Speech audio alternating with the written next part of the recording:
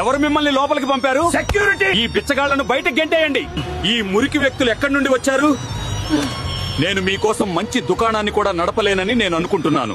ఒరే మేనేజర్, ఈ రోజు మమ్మల్ని అవమానించావు, కానీ సరిగ్గా 1 సంవత్సరం తర్వాత ఇదే రోజున నీకు బుద్ధి చెప్పకపోతే నా పేరు హల్క్ కాదు. మీలాంటి వందలాది మంది పేదలు ప్రతిరోజు ఇక్కడికి వస్తారు. మరిన్ని ఉపన్యాసాలు అవసరం లేదు. ఇక్కడి నుండి వెళ్ళిపోండి. మేనేజర్ కి ఛాలెంజ్ చేశానమ్మా, కానీ నేను ఎలా కోటీశ్వరుని అవుతాను? నాకేం అర్థం కావడం లేదు. మన ఊరి తోటలో చాలా నారింజ పండ్లున్నాయి. నువ్వు వాటిని పట్నంలో అమ్మితే ఏడాదిలో ధనవంతుడివి అవుతావు. ఫ్రెండ్స్, మీరు లైక్ ఇంకా సబ్స్క్రైబ్ చేసి ఈ ఎమోజీని కామెంట్ చేస్తే మీరు ఎగ్జామ్ లో పాస్ అయిపోతారు. కానీ సబ్స్క్రైబ్ చేయకపోతే ఫెయిల్ అయిపోతారు. అరే, అమ్మా నిజమే చెప్పింది. ఇక్కడ నారింజ పండ్ల గని ఉంది. ఇవి అమ్మే ఆ మేనేజర్ పొగరు అని చేస్తా. ఈ రోజే పండ్లన్నీ కోసి ఒక చోట పెడతాను.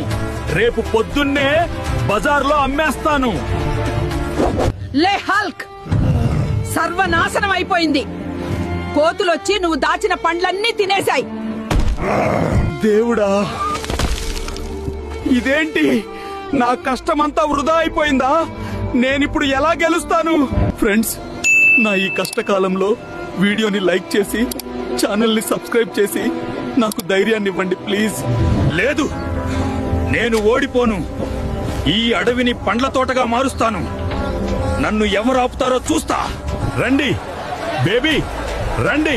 హల్క్ నారింజ, ముందు రండి, ముందు వడ్డించండి, లేకపోతే మీరు మిస్ అవుతారు. చూడమ్మా, ఏడాది కష్టపడి ఈ రోజు గెలిచాను. ఈ న్యూ ఇయర్ రోజున ఈ సిటీలో పెద్ద హోటల్లో నీకు పార్టీ ఇస్తున్నాను. మేనేజర్, గుర్తుందా ఆ రోజు బయటకు వెళ్ళగొట్టబడిన ఆ పేదవాడు ఇప్పుడు ఈ హోటల్లో VIP అతిథిగా ఉన్నాడు. ఒక వ్యక్తిని వారి దుస్తులను చూసి ఎప్పుడు అంచనా వేయకండి.